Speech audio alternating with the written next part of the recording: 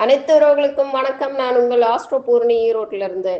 இப்போ பிரபலமாகக்கூடிய அமைப்பு என்னன்னு பார்க்குறோம்.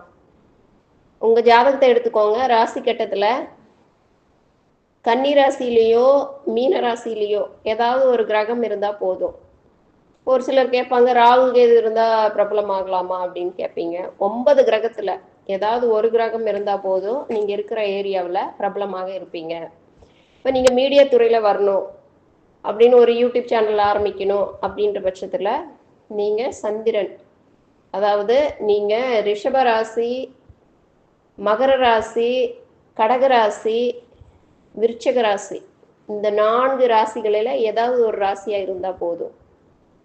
அப்புறம் உபயராசிகளில், உபயராசினா என்ன? மிதுனம், கன்னி, தனுசு மற்றும் மீனம், இந்த 4 ராசியில் ஏதாவது ஒரு இடத்துல புதன் இருந்தால் போதும். நீங்களும் டான்ஸ் ஆடுவீங்க, பாட்டு பாடுவீங்க, நடிப்பீங்க, நல்லா பேசுவீங்க.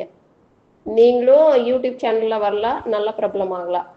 அது இல்லாமல் சந்திரன் ராகுவோடவோ அல்லது சந்திரன் சனியோடவோ 1, 5, 7, 9 இணைந்திருந்தது என்றாலும் நீங்கள் பிரபலமாகக்கூடிய அமைப்பு இருக்கு. யூடியூப் சேனல் ரன் பண்ணலாம், யூடியூப் சேனல் எடிட் பண்ணலாம், வீடியோ எடுக்கலாம், வீடியோ போடலாம், இந்த எல்லா வேலையும் செய்யலாம். சப்ஸ்கிரைப் பண்ணுங்க. இந்த பதிவை கேட்கும் அனைத்து நல்லுள்ளங்களுக்கும் நன்றி கூறி விடைபெறுகிறேன். வாழ்க வளமுடன் மற்றும் நலமுடன். நன்றி, வணக்கம்.